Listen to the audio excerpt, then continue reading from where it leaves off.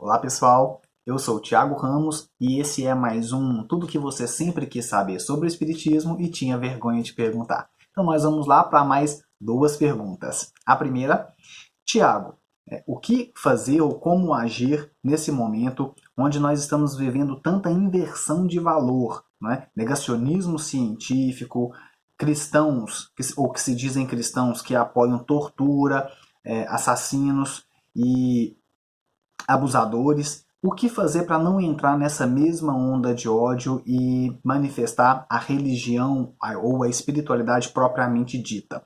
Muito boa pergunta.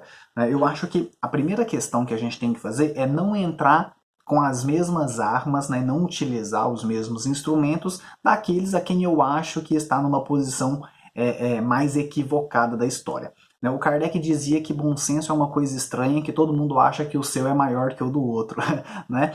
E muitas vezes a gente também pode se achar que está aí no lado certo, defendendo os valores certos, mas às vezes nós também podemos estar aí defendendo valores que não condizem tanto com os valores espirituais, humanos. Então, essa autorreflexão, essa autocrítica é sempre um movimento que tem que estar sempre na base de todos os movimentos do espírito. Para que a gente não ache que está de um lado e que, na verdade, também a gente pode estar do outro. Que a gente não ache que nós somos trigo quando a gente ainda é joio. Joio. Então, a gente tem que primeiro fazer esse movimento de reflexão. A primeira coisa é o não julgar, né? Saber que muitas vezes eu também estive do outro lado e muitas vezes eu também tive esse pensamento, essa posição retrógrada, né? Essa posição ainda de se agarrar aos nossos instintos mais básicos, né? Mais aqueles que nos dizem mais ainda de uma conservação da vida, de um movimento egoístico e vaidoso do espírito.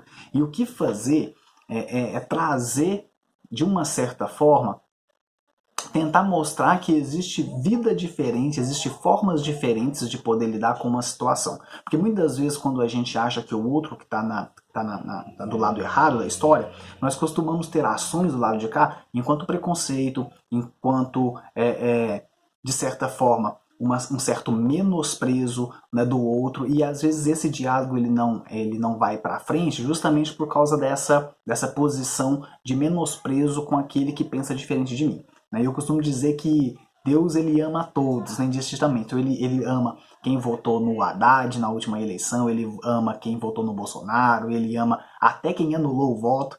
Então, para Deus não há essa diferença.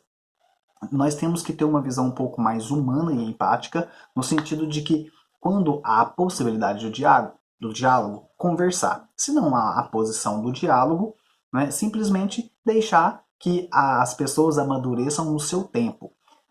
Às vezes vem uma energia de raiva, de rancor, né, de tentar mostrar para o outro que a gente aqui está certo, né, e esse também é um movimento vaidoso do espírito. O que a gente tem que aprender a fazer, né, e o que a gente tem que buscar fazer é cada vez mais nos indignar, sim, né, mas indignar da forma certa. Então transformar essa revolta, muitas vezes daquilo que eu estou vendo que é errado, né, um cristão, por exemplo, que defende um torturador, é transformar essa revolta em indignação. Essa indignação em agressividade dirigida. Essa agressividade dirigida ser transformada em proatividade. E essa proatividade ser direcionada em mecanismos que vão trazer maior justiça, né? Justiça social, justiça moral e justiça amorosa também. É uma das formas que a gente pode fazer para canalizar essa energia, não debatendo, não se revoltando e fazendo de uma forma onde eu possa mostrar para o outro que há maneiras dele também utilizar aquela mesma indignação e revolta dele, que está sendo utilizada de uma forma equivocada, né, para fazer o bem para alguém. Né? Jesus já falava que aquele a quem muito foi perdoado, esse demonstrará muito amor. Então, muitas vezes, nesses nossos processos, tratar o outro com empatia, com carinho e, de certa forma, fazer com que ele se perdoe, né, por aquilo que esteja fazendo, se já se reconhecer errado, é lógico, ele possa ter mecanismos aí, energia interna para depois demonstrar isso em amor. Né? É algo que a gente pode fazer. Né? A outra pergunta, há um tempo médio entre duas encarnações? Não há um tempo médio entre duas encarnações. Nós vamos ver isso principalmente nas perguntas 223, 224, né, do Livro dos Espíritos, onde eles falam que pode ser de algumas horas, anos ou até séculos, milhares de anos.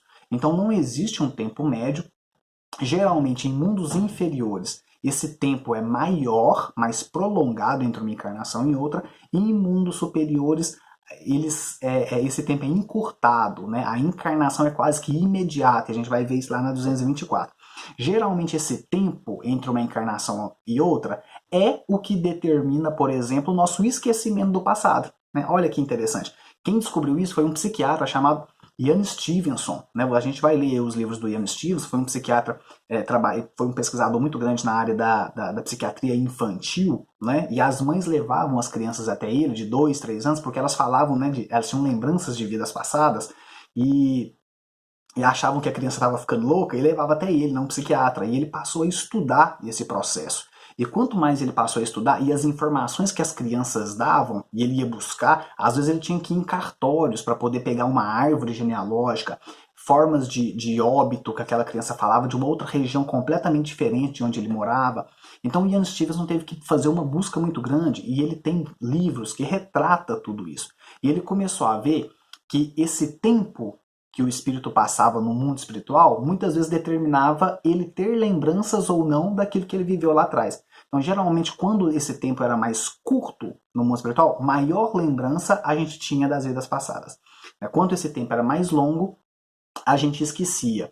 E geralmente em mundos inferiores, que é isso que a gente está, que é muito ainda instintivo, é muito ainda do tomar lá da cá, da vingança, nós esquecemos mais, né? E quando a gente adentra aí com um cérebro novo numa outra existência, aí que propicia mais mesmo esse esquecimento passado.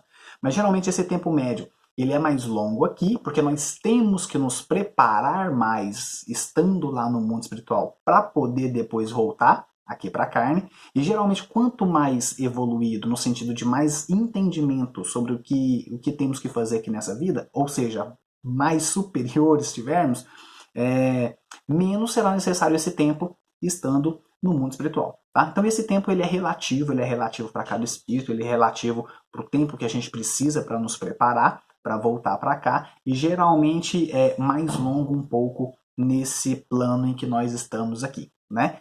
Vai chegar sempre um momento que estando do lado de lá, que os espíritos falam sempre pra gente, é muito do livre-arbítrio, né? Esse tempo em que a gente espera do lado de lá. Chega sempre um momento que a gente pede para voltar.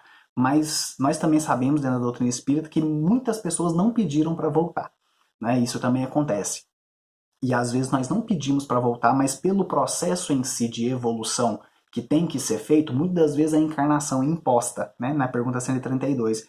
E essa imposição faz com que às vezes nós chegamos realmente e falamos, mas eu não pedi para nascer, e muitas vezes a gente não pediu mesmo, né? É uma fala que também revela uma verdade, mas que nós sabemos que estar aqui, ter essa oportunidade de passar pela carne, é um catalisador, é um potencializador, é um acelerador de experiências do espírito, e ela sempre ajuda, sempre ajuda. É por isso que a ideia é sempre a gente ficar aqui, né? Vivenciar também as dores, os sofrimentos, mas estar aqui para que a gente possa aprender, amadurecer e ter cada vez mais experiências na nossa caminhada de espírito imortal, né? Beijo! Esse foi mais um Tudo que você sempre quis saber sobre o espiritismo e tinha vergonha de perguntar. Podem enviar perguntas por onde quiserem, nas redes sociais, Instagram, né, thiago.m.ramos, Facebook, Thiago Ramos, estamos à disposição. Beijos para todo mundo, até uma próxima.